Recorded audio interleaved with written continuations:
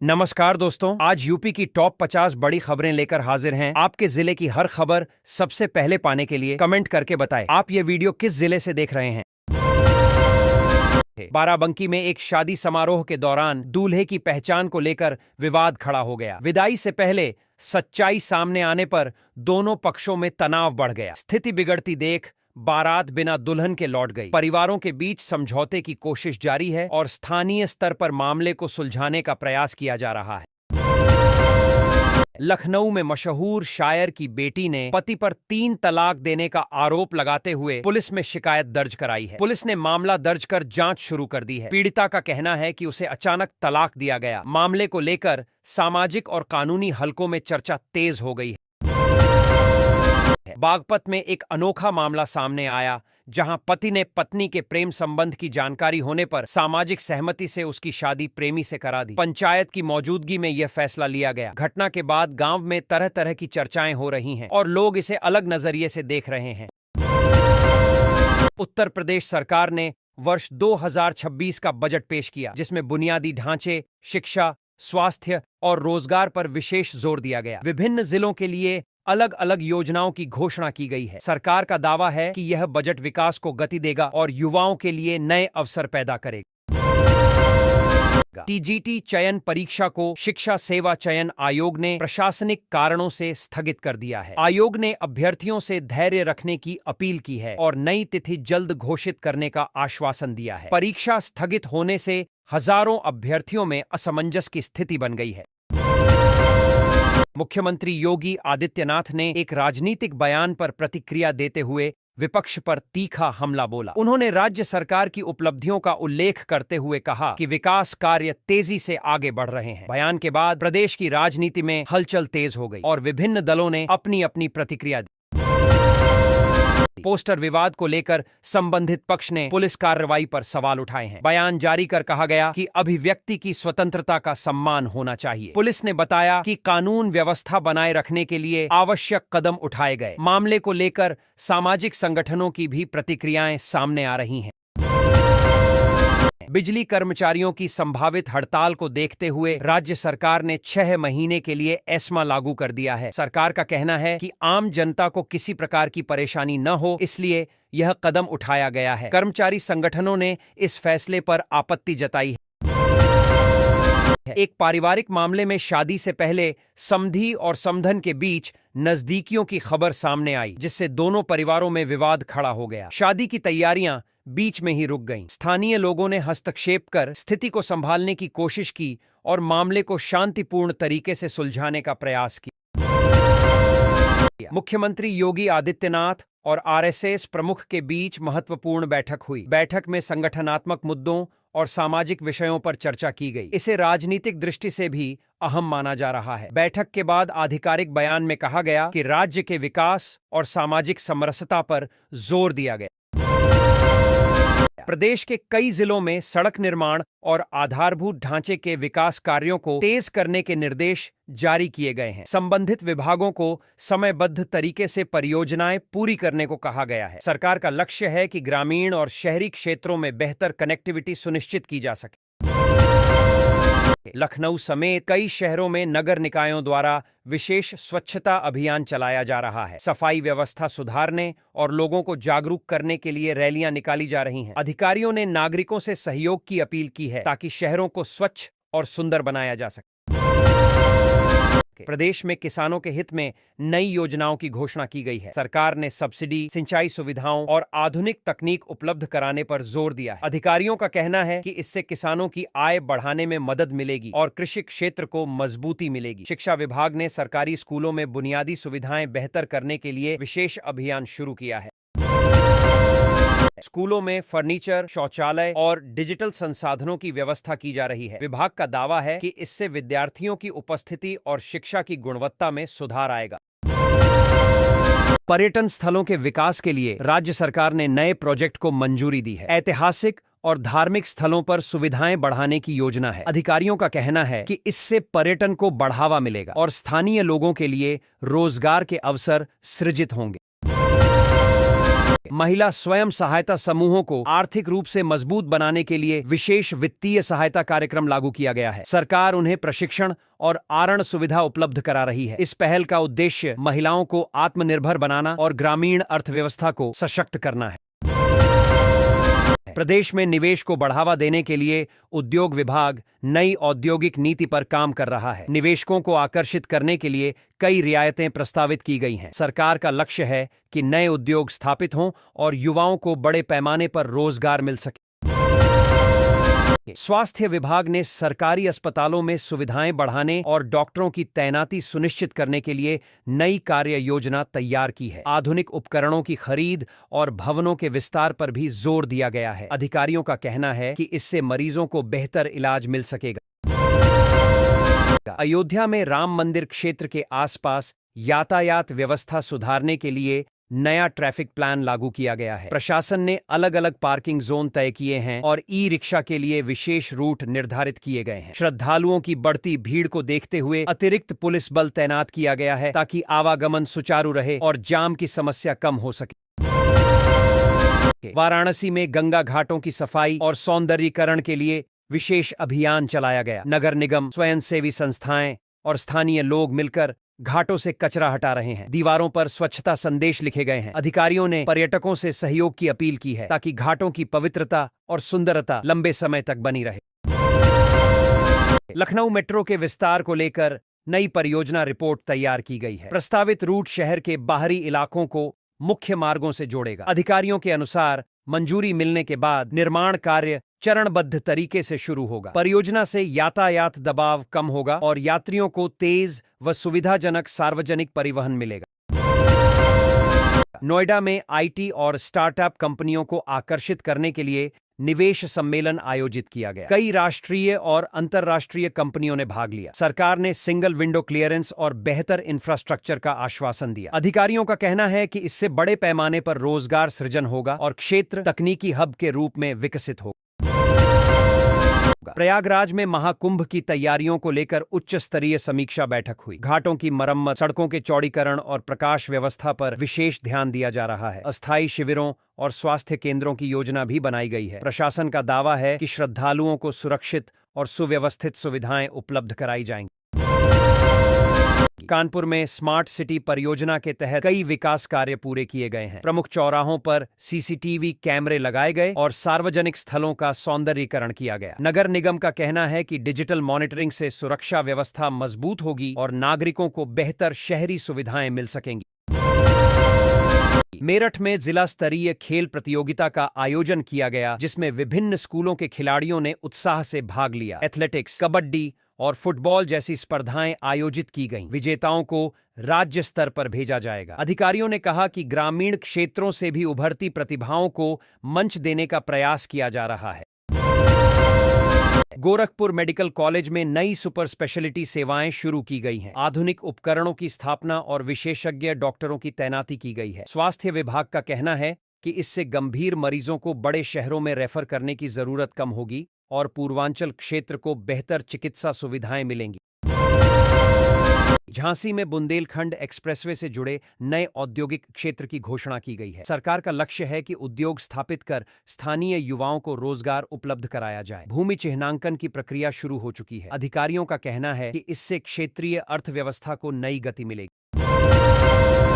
अलीगढ़ में ताला उद्योग को बढ़ावा देने के लिए व्यापारियों ने विशेष पैकेज की मांग की है। निर्यात बढ़ाने और कच्चे माल की लागत कम करने पर चर्चा हुई। उद्योग विभाग ने समस्याओं का समाधान खोजने का आश्वासन दिया। स्थानीय उद्यमियों का कहना है कि उचित सहायता से उद्योग को नई पहचान मिल सकती है। सहारनपुर में कृषि मेले का आयोजन किया गया, जहां किसानों को आधुनिक खेती तकनीक की जानकारी दी गई। ड्रिप सिंचाई, जैविक खाद और उन्नत बीजों का प्रदर्शन किया गया। विशेषज्ञों ने बताया कि नई तकनीक अपनाने से उत्पादन बढ़ेगा और लागत घटेगी, जिससे किसानों की आय में सुधार संभव है। मथुरा में ब्रज क्षेत्र के मंदिरों और पर्यटन स्थलों के सौंदर्यीकरण का कार्य तेज किया गया है। प्रकाश व्यवस्था सुधारी जा रही है और मार्ग संकेतक लगाए जा रहे हैं। पर्यटन विभाग का मानना है कि बेहतर सुविधाओं से श्रद्धालुओं की संख्या बढ़ेगी और स्थानीय व्यापार को लाभ मिलेगा। बरेली में प्लास्टिक प्रतिबंध को प्रभावी बनाने के लिए विशेष अभियान चलाया गया। बाजारों में निरीक्षण कर प्रतिबंधित प्लास्टिक जब्त की जा रही है। नगर निगम ने दुकानदारों और नागरिकों से पर्यावरण अनुकूल विकल्प अपनाने की अपील की है। अधिकारियों का कहना है कि इससे प्रदूषण नियंत्रण में मदद मिलेगी। आगरा में ताजमहल के आसपास हरित क्षेत्र बढ़ाने के लिए वृक्षारोपण योजना शुरू की गई है। पर्यावरण संरक्षण को ध्यान में रखते हुए स्थानीय प्रजातियों के पौधे लगाए जाएंगे। विशेषज्ञों का मानना है कि इससे वायु गुणवत्ता सुधरेगी और ऐतिहासिक स्मारक के संरक्षण में भी सहायता मिलेगी। फिरोजाबाद में कांच उद्योग के कारीगरों के लिए प्रशिक्षण कार्यक्रम शुरू किया गया है। नई मशीनों और आधुनिक डिजाइन तकनीकों की जानकारी दी जा रही है। उद्योग विभाग का कहना है कि कौशल विकास से उत्पादों की गुणवत्ता बेहतर होगी और अंतर्राष्ट्रीय बाजार में प्रतिस्पर्धा बढ़ेगी। बलिया में गंगा कटान से प्रभावित गांवों के लिए राहत और पुनर्वास योजना पर कार्य शुरू हुआ है। प्रशासन ने सर्वे कर प्रभावित परिवारों की सूची तैयार की है। सहायता राशि और सुरक्षित स्थान पर बसाने की योजना बनाई गई है ताकि लोगों को स्थायी समाधान मिल सके। चित्रकूट में धार्मिक पर्यटन को बढ़ावा देने के लिए नई बस सेवा शुरू की गई है। प्रमुख तीर्थ स्थलों को जोड़ने वाले रूट तय किए गए हैं। प्रशासन का कहना है कि इससे श्रद्धालुओं को सुविधा होगी और स्थानीय लोगों के लिए रोजगार के अवसर भी बढ़ेंगे। रामपुर में हस्तशिल्प कारीगरों के उत्पादों की प्रदर्शनी आयोजित की गई। स्थानीय कला और कढ़ाई को राष्ट्रीय बाजार तक पहुंचाने का प्रयास किया जा रहा है। अधिकारियों ने ऑनलाइन बिक्री प्लेटफॉर्म से जोड़ने की योजना भी साझा की ताकि कारीगरों की आय में वृद्धि हो सके। शाहजहांपुर में जल संरक्षण अभियान के तहत तालाबों की सफाई और पुनर्जीवन का कार्य शुरू किया गया है। ग्रामीणों की सहभागिता से पुराने जल स्रोतों को पुनर्जीवित किया जा रहा है। विशेषज्ञों का कहना है कि इससे भूजल स्तर सुधरेगा और भविष्य में पानी की कमी की समस्या कम होगी। एटा में रोजगार मेले का आयोजन किया गया, जिसमें विभिन्न कंपनियों ने युवाओं के साक्षात्कार लिए। प्रशासन ने स्थानीय युवाओं को अपने जिले में ही नौकरी के अवसर देने का प्रयास किया। चयनित अभ्यर्थियों को प्रशिक्षण के बाद नियुक्ति दी जाएगी, जिससे रोजगार दर में सुधार की उम्मीद है। लखनऊ में नगर विकास विभाग ने शहर के पुराने पार्कों के पुनर्विकास की योजना शुरू की है। बच्चों के लिए नए खेल उपकरण और ओपन जिम लगाए जाएंगे। अधिकारियों का कहना है कि इससे नागरिकों को बेहतर मनोरंजन सुविधाएं मिलेंगी और हरित क्षेत्र भी सुरक्षित रहेगा। अयोध्या में दीपोत्सव की तैयारियां समय से पहले शुरू कर दी गई हैं। पर्यटन विभाग ने प्रकाश सज्जा और सांस्कृतिक कार्यक्रमों की रूपरेखा तैयार की है। प्रशासन का लक्ष्य है कि अधिक से अधिक पर्यटक आकर्षित हों और स्थानीय कारोबार को बढ़ावा मिले। वाराणसी में काशी विश्वनाथ कॉरिडोर क्षेत्र में सुविधाओं का विस्तार किया जा रहा है। श्रद्धालुओं की बढ़ती संख्या को देखते हुए पेयजल, शौचालय और विश्राम स्थलों की संख्या बढ़ाई जाएगी। अधिकारियों ने साफ सफाई पर विशेष ध्यान देने के निर्देश दिए हैं। नोएडा में इलेक्ट्रिक बसों की संख्या बढ़ाने का फैसला लिया गया है। परिवहन विभाग ने प्रदूषण कम करने के उद्देश्य से नई बसें शामिल करने की योजना बनाई है। इससे यात्रियों को आरामदायक सफर मिलेगा और पर्यावरण संरक्षण को भी बढ़ावा मिलेगा।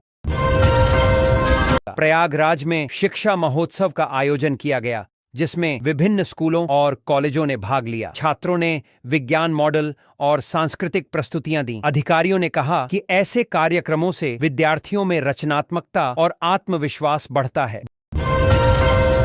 गोरखपुर में रेलवे स्टेशन के आधुनिकीकरण का कार्य तेजी से चल रहा है। नए प्रतीक्षालय, डिजिटल सूचना बोर्ड और स्वचालित टिकट मशीनें लगाई जा रही हैं। रेलवे अधिकारियों का कहना है कि इससे यात्रियों को बेहतर सुविधा मिलेगी। कानपुर में स्टार्टअप इंक्यूबेशन सेंटर की स्थापना की घोषणा की गई है। युवा उद्यमियों को प्रशिक्षण और वित्तीय मार्गदर्शन दिया जाएगा। उद्योग विभाग का कहना है कि इससे नवाचार को बढ़ावा मिलेगा और स्थानीय स्तर पर रोजगार सृजित होंगे। मेरठ में महिला सुरक्षा जागरूकता अभियान चलाया गया। पुलिस और सामाजिक संगठनों ने स्कूल कॉलेजों में कार्यशालाएं आयोजित की। छात्राओं को हेल्पलाइन नंबर और आत्मरक्षा तकनीकों की जानकारी दी गई। अधिकारियों ने समाज से सहयोग की अपील की। झांसी में जल जीवन मिशन के तहत ग्रामीण क्षेत्रों में पाइपलाइन बिछाने का काम तेज किया गया है। अधिकारियों का कहना है कि हर घर तक स्वच्छ पेयजल पहुंचाने का लक्ष्य निर्धारित समय में पूरा किया जाएगा। ग्रामीणों ने योजना का स्वागत किया है। आगरा में पर्यटन सीजन को देखते हुए होटल और गाइड सेवाओं की विशेष निगरानी शुरू की गई है। प्रशासन ने पर्यटकों को बेहतर अनुभव देने के लिए दिशा निर्देश जारी किए हैं। स्थानीय व्यापारियों को भी नियमों का पालन करने को कहा गया है। अलीगढ़ में डिजिटल शिक्षा को बढ़ावा देने के लिए सरकारी स्कूलों में स्मार्ट क्लास शुरू की जा रही हैं। विद्यार्थियों को प्रोजेक्टर और टैबलेट के माध्यम से आधुनिक तकनीक से पढ़ाई कराई जाएगी। शिक्षा विभाग के अनुसार इस पहल से छात्रों की समझ और सीखने की गुणवत्ता में सुधार होगा तथा पढ़ाई अधिक रोचक और प्रभावी बनेगी। सहारनपुर में वन महोत्सव के तहत बड़े स्तर पर पौधारोपण अभियान चलाया गया। स्कूलों, सामाजिक संगठनों और प्रशासनिक अधिकारियों ने मिलकर हजारों पौधे लगाए। अधिकारियों ने पौधों की नियमित देखरेख की जिम्मेदारी भी तय की है ताकि उनकी सुरक्षा सुनिश्चित हो और जिले में हरित आवरण बढ़ाया जा सके। मथुरा में यमुना सफाई अभियान को प्रभावी बनाने के लिए विशेष कार्य योजना तैयार की गई है। नदी में गिरने वाले गंदे नालों को रोकने और अपशिष्ट प्रबंधन पर जोर दिया जा रहा है। प्रशासन ने संबंधित विभागों को समयबद्ध कार्रवाई के निर्देश दिए हैं ताकि नदी का जल स्तर और स्वच्छता बेहतर हो सके। बरेली में युवाओं को आत्मनिर्भर बनाने के उद्देश्य से कौशल विकास प्रशिक्षण केंद्र शुरू किया गया है। यहाँ कंप्यूटर, सिलाई और इलेक्ट्रॉनिक्स मरम्मत जैसे व्यावसायिक कोर्स कराए जाएंगे। अधिकारियों का कहना है कि इस पहल से युवाओं को स्वरोजगार के बेहतर अवसर मिलेंगे और स्थानीय स्तर पर रोजगार बढ़ेगा। फिरोजाबाद में नगर निगम ने एलईडी स्ट्रीट लाइट लगाने का अभियान तेज कर दिया है। पुरानी और अधिक बिजली खपत वाली लाइटों को हटाकर ऊर्जा बचत करने वाली आधुनिक लाइटें लगाई जा रही हैं। इससे बिजली खर्च में कमी आएगी और शहर की सड़कों पर रोशनी की गुणवत्ता बेहतर होगी। बलिया में बाढ़ सुरक्षा तटबंधों की मरम्मत का कार्य शुरू कर दिया गया है। सिंचाई विभाग ने संवेदनशील क्षेत्रों की पहचान कर मरम्मत कार्य को प्राथमिकता दी है। अधिकारियों का कहना है कि समय रहते की जा रही तैयारी से बरसात के मौसम में संभावित नुकसान और जलभराव की समस्या कम की जा सकेगी। चित्रकूट में ग्रामीण पर्यटन को बढ़ावा देने के लिए होम स्टे योजना लागू की गई है। स्थानीय परिवारों को प्रशिक्षण देकर पर्यटकों के ठहरने की बेहतर सुविधाएं विकसित की जा रही हैं। प्रशासन का मानना है कि इस पहल से गांवों की आय बढ़ेगी और क्षेत्र की सांस्कृतिक पहचान को भी प्रोत्साहन मिलेगा। रामपुर में पुस्तक मेले का आयोजन किया गया, जिसमें विभिन्न प्रकाशकों और लेखकों ने भाग लिया। छात्रों और साहित्य प्रेमियों ने उत्साहपूर्वक पुस्तकों की खरीदारी की। आयोजकों का कहना है कि इस तरह के आयोजनों से पढ़ने की संस्कृति को बढ़ावा मिलेगा और नई पीढ़ी में साहित्य के प्रति रुचि बढ़ेगी। शाहजहांपुर में सड़क सुरक्षा सप्ताह के तहत जागरूकता अभियान चलाया गया। यातायात पुलिस ने रैली निकालकर हेलमेट और सीट बेल्ट के उपयोग पर जोर दिया। नियमों का उल्लंघन करने वालों के खिलाफ चालान भी किए गए ताकि लोग यातायात नियमों का पालन करें और सड़क दुर्घटनाएं कम हों।